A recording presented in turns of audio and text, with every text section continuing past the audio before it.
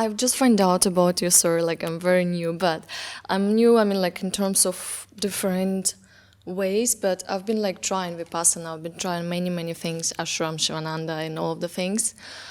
And they're all talking about a very similar thing from the different concepts. However, for me, I have not yet found how to just drop it. It's been, I mean, like, even with, like, I've read a lot of things, like I've watched lots of videos, and the concept of, like, okay, observing whether whatever is the body consists of as per Vipassana, or observing what is the mind, where the mind comes from, and also through experience, through the life where my desires, I'm like, okay, fine, you want this? Okay, go ahead. You get it, you enjoy for 1 minute, and then the next desire arises. So it's always endless path, where I'm already quite tired of that. And yeah, so it's just like practice, technique, whatever is needed to be done just to drop it. Pick up one scripture and go to its depths. That does not mean committing yourself to it or getting wedded to it. That merely means that there needs to be depth in the inquiry.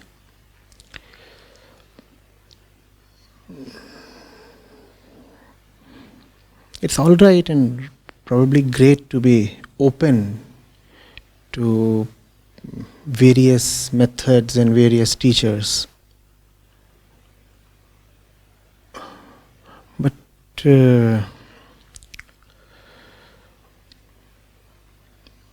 just hopping from place to place does not give you too much depth. So maybe you can make use of this experience you have already had. You have been to, you said, various ashrams, various people, seen a few techniques. Whatsoever appeals to you, limit yourself to that for a while, even if you are not 100% certain about it. Even if you are just relatively more sure about it compared to the other choices or other things that you have seen. Be with it. See what it's really saying. And as you said, I mean, maybe all of them are trying to point at the same thing. Right? So then why not explore the depths of one particular way? And if it is found to be not satisfactory, not useful, then you always have the option of switching to something else or just dropping out totally.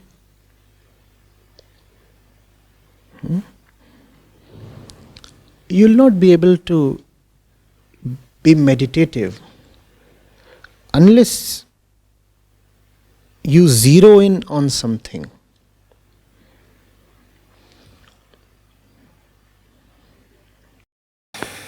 Why I would say I've been trying, like, for example, with Vipassana or something. I don't want to name whatever is the branding, whatever. But there is missing, so the mind is not satisfied, or there is not enough of the insight for me to realize it. I mean, like, there's beautiful sayings, but like it's just the sayings, and then I become a parrot who just repeat without having an experience. How do you know that what those people are saying, the teachers or the videos? I do not know about them, and I don't need to. How do you know that they are just sayings? Because for me, I have not experienced it. But aren't they saying that you need to first try out a few things? Have you tried out what they are recommending?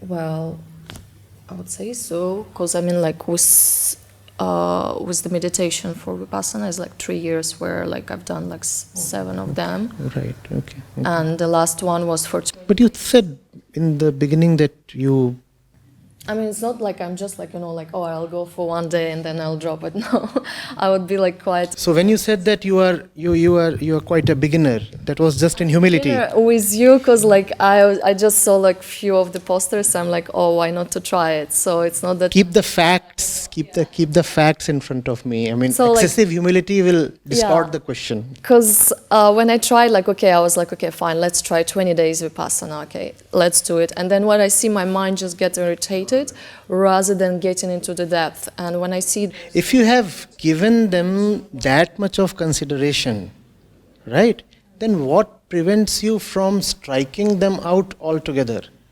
Until I'll find something that works better, because Okay. someone would be like just talking and then you have this amazing. But that approach won't help much. That's the common worldly approach, that if I do not have something better than this, how do I drop this? It doesn't work out that way in the inner zone. Here you say, that which is better than this will come only when I firstly drop this. I cannot wait for the higher thing to come to me before I drop the relatively lower thing. Here you have to first present your utter readiness and receptivity. You have to say, I will not continue with the false, even if I have to stay in a vacuum, even if I have to stay with no tangible support or prop. And when you totally discount and reject all that which you have seen to be ineffective and not quite absolute, it's then that the higher thing makes itself available to you. So don't just continue with something because you. But everyone, like every teacher would say like, oh, this is the only way and that's the only way. And if you feel that it's kind of beneficial for you. Maybe the teacher is not lying. Another 20 days, let's see what's gonna work. It's not. See, maybe the teacher is not lying. Maybe what they are saying is true for them. Maybe for them it is the only way. Maybe for a few other people it is the only way. Maybe. Give them the benefit of doubt. Right? But if it's not working for you, then you do not have infinite time. Or have you? So no point expending time limitlessly on something that has exhausted its value. I mean, I kind of to exhaust my desire until so this time I pushed myself. I mean, like, you want to do it, you quit your job for trying it, so stay until the end. And when I already feel like, okay, that's too much, then it's much easier for me to drop rather than dropping in the doubt, maybe I didn't work until the end, kind of thing. All right. Try the test of time. What's that?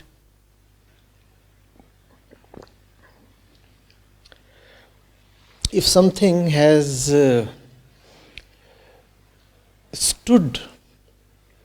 withstood the passage of time, it's quite likely, not absolutely certain, but quite likely that there is something timeless in it.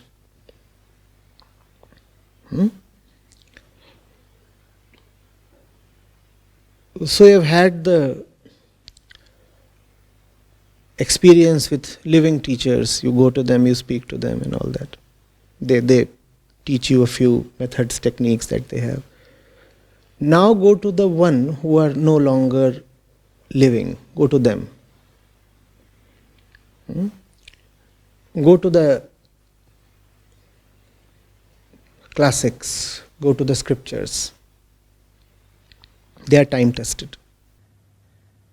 That's what I find, like, when the teacher is present, when the teacher is alive, the energy is still, well, I wouldn't call it energy, whatever, but the presence of the teacher is there, and it's much more direct experience. When the teacher is no longer there, the teaching gets polluted by people around? It works both ways. The teacher's words, whether in the form of a book or in the form of a technology-enabled feature like the video or audio, give you more pressure-free and intimate space to be with the teacher. Right? Otherwise, it is quite likely that the teacher might not be so worthy at all. But his physical presence might be enthralling you. And many teachers take great care to be presentable by way of their appearance or their words. Have you not seen many of them coming out in exotic clothing and then creating a great halo around them, a larger than life kind of personality they carry, right? So when you sit in front of such a teacher, it is possible that you get influenced by all the peripheral things that have no value, and you will not even realize that it is the peripheral that is really influencing you. Let's say the teacher is alive and the teacher is present on a grand podium, right? And the ego loves power, does it not? The ego has great respect for power. And you see the teacher climbing up the podium and 100 people are bowing down to the teacher, and on a great screen, certain images are flashing and these things are happening, and somebody is throwing rose petals at the teacher, and it's a great spectacle, a great demonstration of power and might.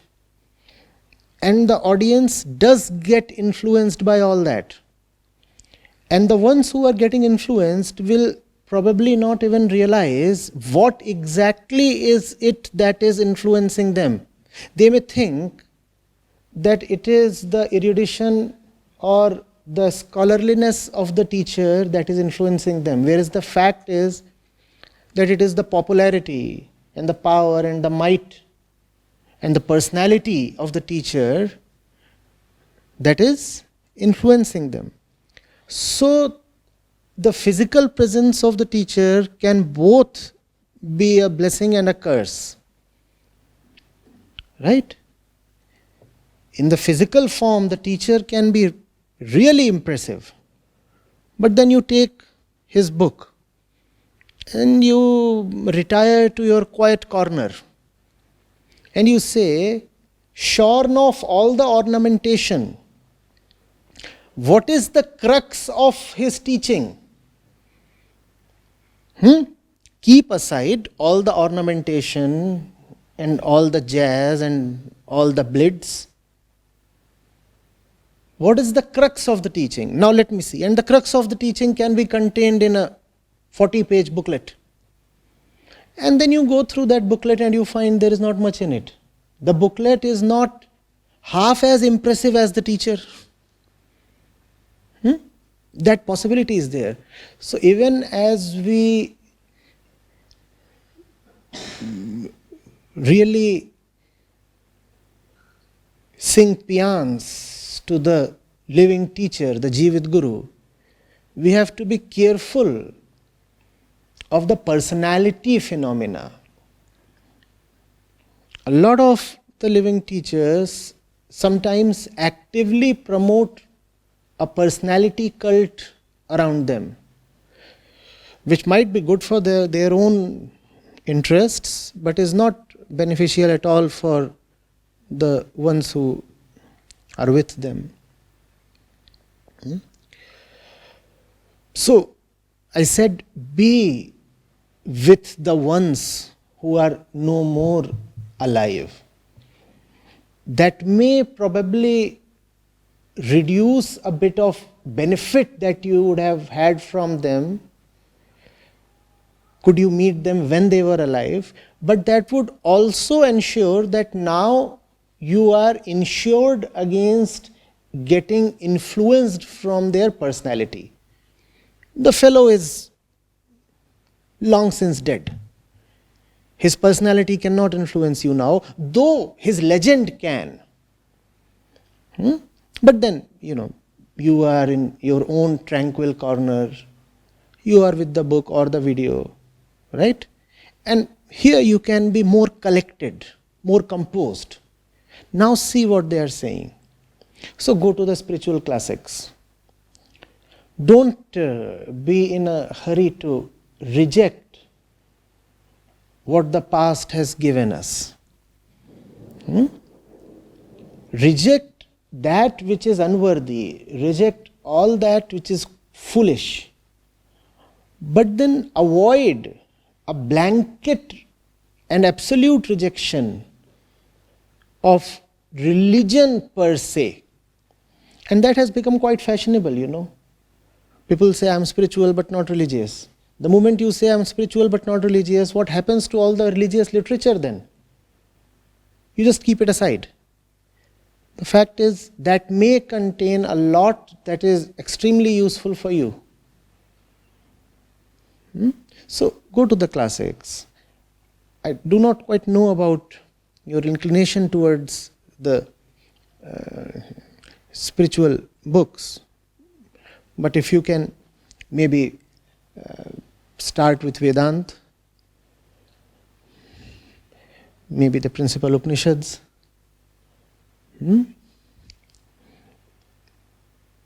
or if you go to the songs of the saints, maybe there you would get insights that may be more beneficial than the physical exercises, breath control, this, that. It's quite possible that merely reading stuff can deliver you better results than trying a lot of other things. And what's more, books are not that expensive. Teachers are.